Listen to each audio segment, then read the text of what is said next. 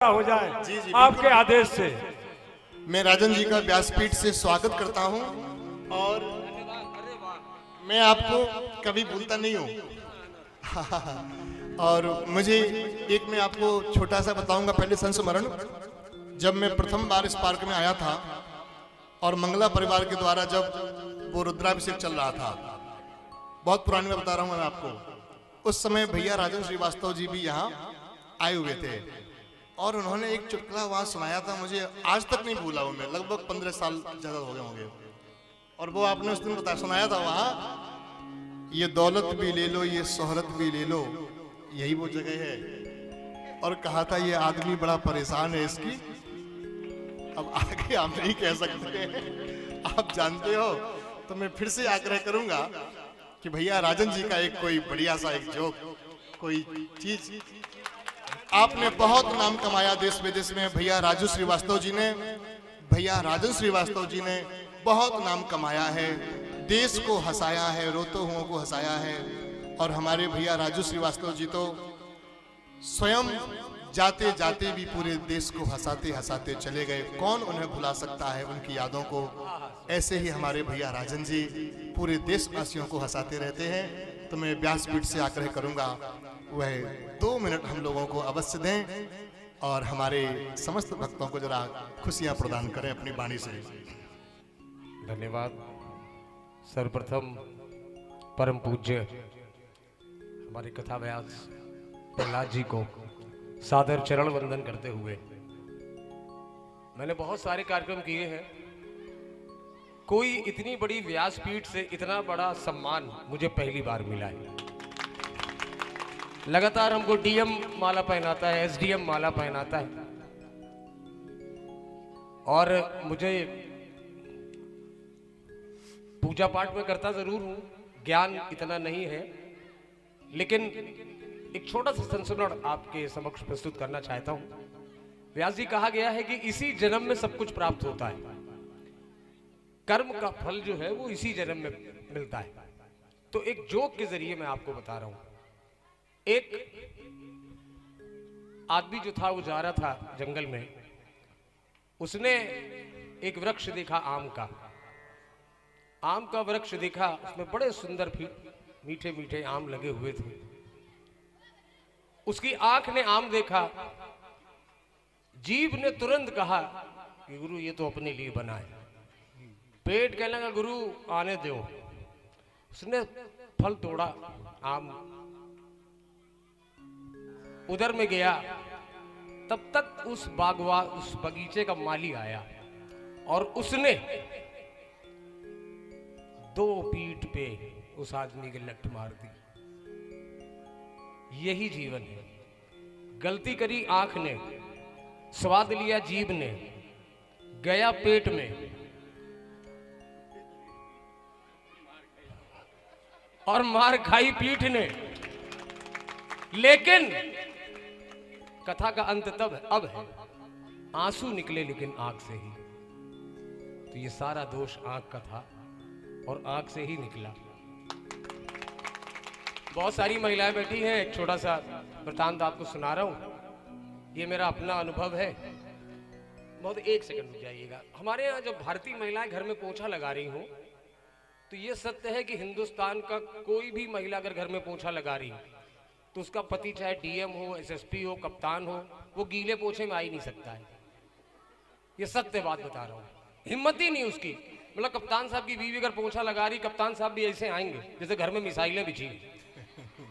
हाँ, और ये बात सत्य, काम वाली तक डांट देती है, अरे भैया अभी अभी लगाओ पोछा, चले आओ तुम। इतना गीले पोछे के लिए महिलाएं वो जो होती हैं। तो एक औरत घर में पोछा लगा रही थी, उसका पति आ गया गीले पोछे, उसको इतनी गुस्सा आई, उसने रिवॉल्वर उठाई, अपने पति को ढिसकी 2 गोली मार दी। मोहल्ले वाले ने फोन किया, पुलिस वाले, दरोगा जी ने, पुलिस वाले, देखो तो मोहल्ले में बवाल हो गया यार। दरोगा आया, क्या हुआ? अरे साहब ऊपर जाके देखो, दरोगा जी ने 2 पुलिस वाले को अंदर भेजा, चेक करके आओ। आधा घंटा हो गया, पुलिस वाले नीचे नहीं आ रहे।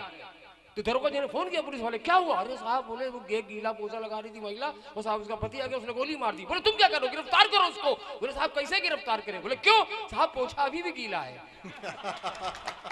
बहुत बहुत धन्यवाद। बहुत अच्छा आनंद आप लोग ले रहे और थे। भैया जरा वो भी सुना दो दौलत वाला भी। देखिए हम लोग आर्टिस्ट हैं, जैसा कि अभी आदेश किया था कि हम लोग कलाकार हैं और हम लोग का कोई भी सबसे बड़ी सेवा है ये हंसाना। अगर आप हंस रहे हैं तो इससे बड़ी सेवा नहीं है। व्यास जी मैं गलत हूं तो ये है। और मैं तो हमेशा लोगों को चेहरे पे मुस्कुराहटें देता हूँ, ये मेरी आदत भी है और ये मेरा नेचर भी है। एक दो छोटी अब जो व्यास जी ने कहा है वो सुनाई दे रहा हूँ मैं। ये मेरे जो एक्ट है उसका पॉइंट ये है कि जो कुछ सिंगर पकाते बहुत हैं प्रोग्राम में, और खासकर गजल वाले बहुत पकाते हैं, इतना बोलते हैं और मोटी आवाज हो जाती तुरंत। हाज़िर महफिल ईशानदार गजल आपकी खुदबत पेश कर रहा हूँ। अच्छा प्रोग्राम हो रहा है झारखंड में, अब ये पता नहीं क्या से क्या बता रहे हैं। हाज़िर महफिल एक शानदार गजल दौलत, दौलत से मेरा मतलब, अब किसको नहीं मालूम नोटबंदी के बाद भैया दौलत क्या होती है, ये समझाएंगे। तो लीजिए ये शानदार गजल आपकी खिदमत में पेश कर रहा हूँ। और सबसे पहले मुर्गी ऐसे लेंगे, जिसने प्रोग्राम कराया वो बाल्टी ले। चाचा उल्टी करो क्या, इतनी देर से खखार रहे हो यहाँ पर। अब ये लगे हुए हैं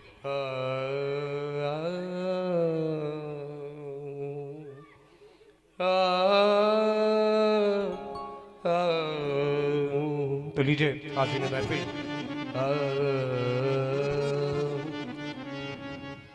ये दौलत भी ले लो, ये दौलत भी ले लो। अब पब्लिक जैसे आप लोग शो देख रहे हैं ऐसे ही देख रहे हैं।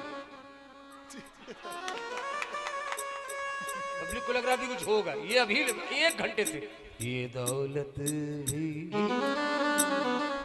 ये दौलत भी ले लो, ये शोहरत भी ले लो, ये दौलत भी ले लो, ये शोहरत भी ले लो,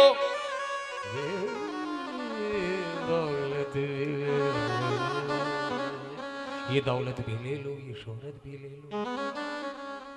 पीछे से आवाज आई, आधे घंटे से चल, ये दौलत भी ले लो, ये शोहरत भी ले लो, पीछे से आवाज आई, ये बहुत परेशान है, इसकी औरत भी ले लो। धन्यवाद, धन्यवाद, बहुत बहुत धन्यवाद, इतना सम्मान आप सभी के लिए बहुत बहुत धन्यवाद। अच्छा एक और सुना दें। शादी वाला बहुत मुझे तो भूल गया हूँ मैं। अच्छा चलिए अगर व्यास जी इजाजत दें तो, क्योंकि और भी कार्यक्रम होंगे, हमें सुनाने में कुछ नहीं है, कहूँ यहाँ पैसा मिल रहा है। 2 मिनट और व्यास जी बहुत जानते हैं, है ना। और बहुत सारी महिलाएं यहाँ बैठी हैं। मैं महिलाओं को कभी कुछ नहीं कहता हूँ, क्योंकि भारत देश में अगर तरक्की किसी ने करी तो हमारे देश की महिलाओं ने, हम सब जानते हैं, सब जानते हैं हम लोग। हर जगह महिलाएं हैं, देश चला रही हैं महिलाएं, प्रदेश चला रही हैं महिलाएं, हर जगह महिलाएं हैं। और हमारे, मैं उन महिलाओं की बात कर रहा हूँ जो यहाँ नहीं है हमारे। कितनी समझदार हैं आप लोग, वाकई में बता रहा हूँ। मैं कुछ महिलाओं को देखता हूँ, जैसे मोदी जी भी कहते हैं लड़की बढ़ाओ लड़की पढ़ाओ, हम लोग साले जैसे बाढ़ से बह के आए हैं, सब कुछ लड़की है दुनिया में। और मोदी जी तो कहते थे पहले न खाऊंगा न खाने दूंगा, और अब कहते हैं और जिसने खाया है अब निकाल लूंगा। तो बात महिलाओं की चल रही थी। हमारे यहाँ बैराज है कानपुर में व्यास जी, 6 से 8 बजे के बीच में गंगा जी बह रही होती है बैराज में, और लड़कियां जब सेल्फी ले तो उनका मुंह देखो लटक के गंगा जी में। ये पता नहीं चोंच निकालने की क्या जरूरत है, और इनका मुंह गांव बीड़ी पीता आदमी एक जैसा।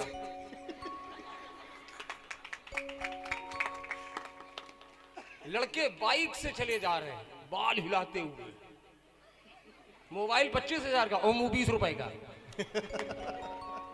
ये पता नहीं सेल्फी का क्या जमाना आ गया है। छोटा सा जल्दी वृतांत है तो सुनाई दे रहा हूँ। शादी, हमारे यहाँ जब घर में शादी ब्याह होता है सबसे ज्यादा प्रॉब्लम होती है लड़की की माँ, उसका गला बैठना बहुत जरूरी है। बिल्कुल सत्य बता रहा हूँ। लड़की का बाप परेशान काम, लड़की का भाई और परेशान। महाराज जी 1 मिनट कीबोर्ड रोक दीजिएगा। अब लड़की की माँ, हम लोग का सवेरे 4-5-6 बजे कलेवा होता है, लड़की की माँ आ रही है, दूल्हा दुल्हन बैठे, विदाई का समय हो रहा है, लड़की की माँ, गला बैठा उसका,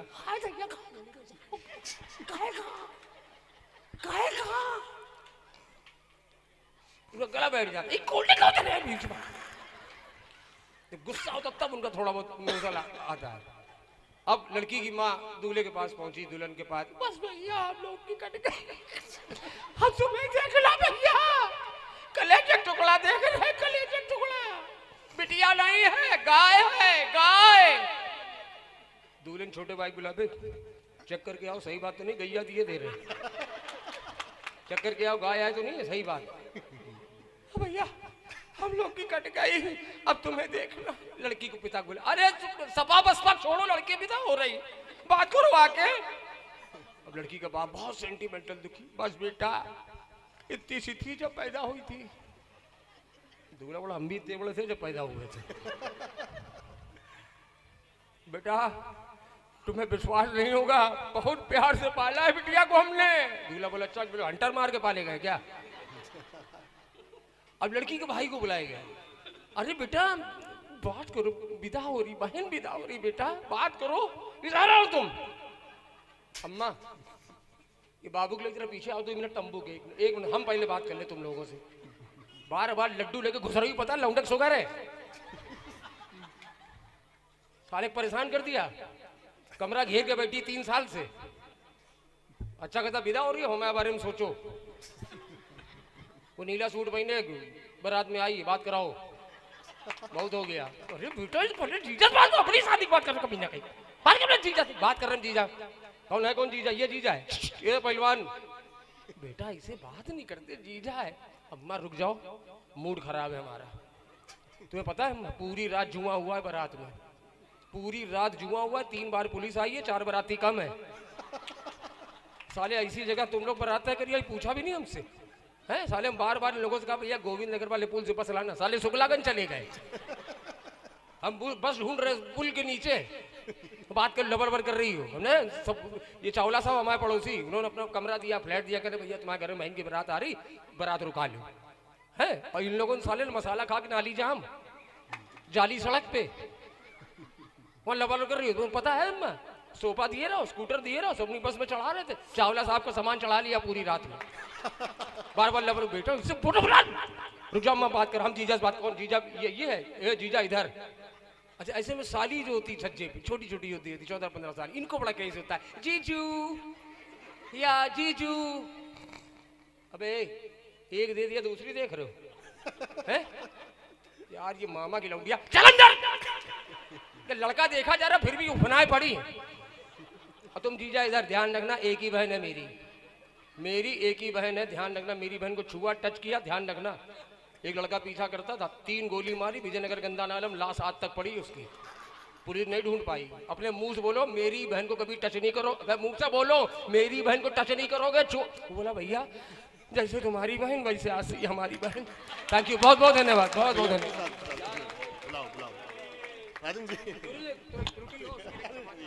बहुत बढ़िया, आनंद हो गया।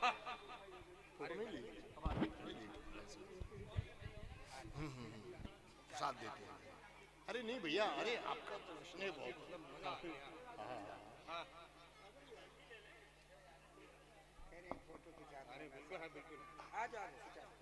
चश्मा लगा दी, वाह क्या बात है। तीनों लोग आ जाओ, जल्दी आ जाओ ना।